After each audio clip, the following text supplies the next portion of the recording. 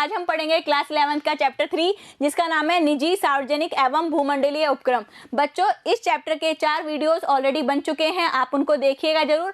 आज का जो वीडियो है वीडियो नंबर 5, उसके अंदर हम जानेंगे बहुराष्ट्रीय कंपनी क्या होती है। वैसे तो आपको नाम से ही मालूम चल गया होगा कि एक ऐसी कंपनी जो कि बहुराष्ट्र में चल रही है, बहुराष्ट्र में अपना बिजनेस ऑपरेट करती है, उसे हम बोल देंगे बहुराष्ट्रीय कंपनी। पर हमें सिंपल डेफिनेशन से नहीं काम चलाना ना, हमें इसके बारे में पढ़ना है कि बहुराष्ट्रीय कंपनी क्या होती हैं, किस तरीके का इनका निर्माण किया जाता है, क्या इसके ऑब्जेक्टिव्स होते हैं, वो सारी चीजें हम पढ़ेंगे। तो सबसे पहले देखिए बहुराष्ट्रीय कंपनी क्या होती है। ठीक है, तो बहुराष्ट्रीय कंपनी ऐसी कंपनी है जो कि बहुत सारे देशों में व्यवसाय करती है। नाम से ही मालूम चल रहा है, बहु मतलब क्या हो गया, मैनी, और राष्ट्रीय मतलब क्या हो गया, कंट्री।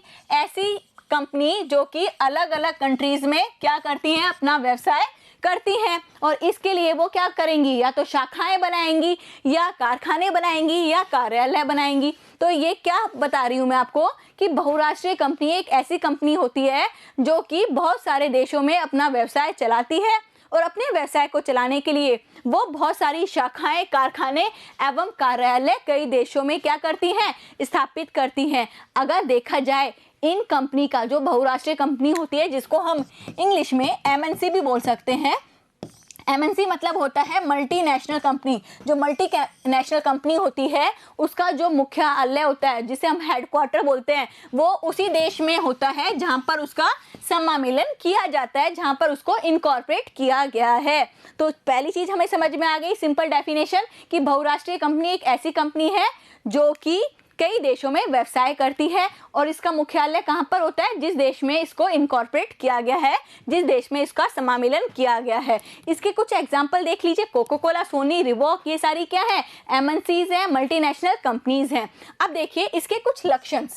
देखो, पहला पॉइंट है बहुराष्ट्रीय कंपनियों के लक्षण बताने हैं, कुछ कैरेक्टरिस्टिक्स बतानी है। तो पहला पॉइंट है विशाल पूंजीगत साधन। विशाल मतलब होता है ह्यूज, ठीक है, इनके पास बहुत पैसा होता है, बहुत सारे रिसोर्सेज होते हैं। तो देखिए पहला पॉइंट, देखिए इनके पास भारी मात्रा में पूंजी होती है, बहुत सारी कैपिटल होती है, और इस तरीके से ये बहुत सारे रिसोर्सेज को क्या कर सकती हैं, जुटा सकती हैं, इकट्ठे कर सकती हैं। अब इनके पास रॉ मटेरियल आ चुका है, रिसोर्सेज आ चुके हैं, अब वो क्या करेंगी, प्रोडक्शन करेंगी। ठीक है, दूसरा पॉइंट देखिए अंतरराष्ट्रीय व्यवसाय। मैंने आपको पहले ही बता दिया कि एमएनसी है, नाम से ही मालूम चल रहा है, एमएनसी मल्टीनेशनल कंपनी, एक ऐसी कंपनी जो कि अपना व्यवसाय सारे देशों में चलाती है, बहुत सारे देशों में चलाती है। ठीक है, तो यहाँ पर देखिए यह कई देशों में व्यवसाय करती हैं। इसके लिए वो क्या करेंगी, या तो शाखाएं लगाएंगी, या कारखाने स्थापित करेंगी, या कार्यालय स्थापित करेंगी। तो इस तरीके से हम कह सकते हैं ये अपना व्यवसाय अंतरराष्ट्रीय करती हैं। ठीक है, बहुत सारे देशों में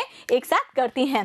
केंद्रीय नियंत्रण, नाम से मालूम चल रहा है केंद्रीय नियंत्रण। केंद्रीय मतलब होता है सेंट्रलाइज, और नियंत्रण मतलब होता है कंट्रोल। तो यहाँ पर कहा जा रहा है कि इस प्रकार की जो कंपनियां होती हैं इनपे सेंट्रलाइज कंट्रोल होता है।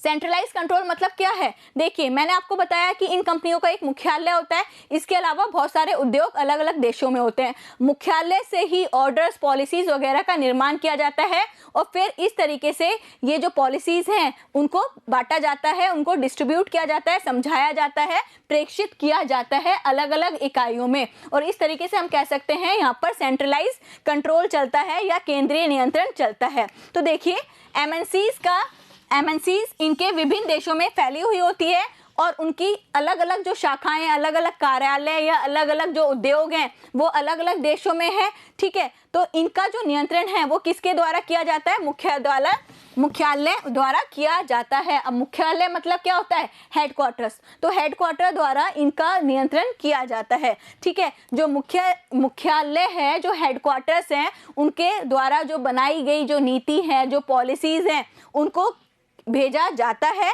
और जो दिन प्रतिदिन के जो कार्य होते हैं, जो अलग अलग इकाइयों के जो दिन प्रतिदिन के कार्य हैं, उनमें हस्तक्षेप नहीं किया जाता। मेन पॉलिसी, मेन ऑब्जेक्टिव पहले से ही डिसाइड कर लिए जाते हैं हेडक्वार्टर्स के द्वारा, वो उनको सेंट्रलाइज कंट्रोल करती है।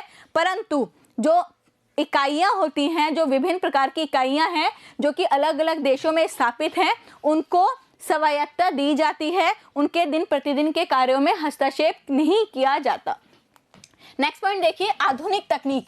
आधुनिक तकनीक मतलब होता है मॉडर्न टेक्नोलॉजी। ठीक है, नाम से मालूम चल रहा है कि मॉडर्न टेक्नोलॉजी है।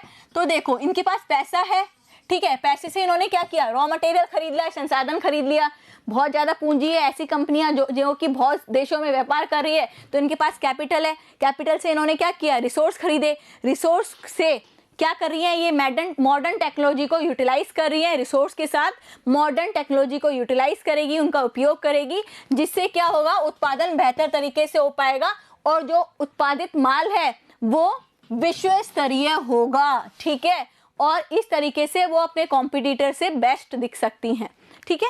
नेक्स्ट पॉइंट देखिए, उत्पाद नवप्रवर्तन। उत्पाद नवप्रवर्तन मतलब होता है उत्पाद में चेंज करना, उत्पाद में इनोवेशन लेके आना। देखिए इनके पास अत्याधुनिक सुविधाएं एवं उपकरण होते हैं जिससे वो रिसर्च एंड डेवलपमेंट कर सकती हैं और रिसर्च एंड डेवलपमेंट करके अपने उत्पाद को बेहतर कर सकती हैं, उनमें क्वालिटी को ऐड कर सकती हैं, ठीक है। तो ये पॉइंट भी हमें समझ में आ गया। नेक्स्ट पॉइंट देखते हैं बच्चों, 7th पॉइंट है विपणन रणनीतियां। विपणन रणनीतियां मतलब होता है, विपणन मतलब होता है मार्केटिंग और रणनीतियां मतलब होता है स्ट्रेटेजीज। तो यहाँ पर कहा जा रहा है जो MNCs हैं उसका एक लक्षण ये भी है कि जो MNCs हैं वो स्ट्रेटेजीज बनाती हैं और ये स्ट्रेटेजीज मार्केटिंग के लिए बहुत ज़्यादा ज़रूरी होती हैं। ये बहुत पैसा खर्च करती हैं मार्केटिंग स्ट्रेटेजीज को बनाने के लिए, जिससे जो इनकी रणनीतियां हैं वो बहुत ज़्यादा आक्रामक होती हैं और इनके जो ब्रांड हैं वो सुप्रसिद्ध हो जाते हैं। तो बच्चों आज के वीडियो के अंदर हमने जाना कि MNCs क्या होती हैं, बहुराष्ट्रीय कंपनी क्या होती हैं, उनके लक्षण क्या हैं। आज के लिए बस इतना ही। Thank you so much.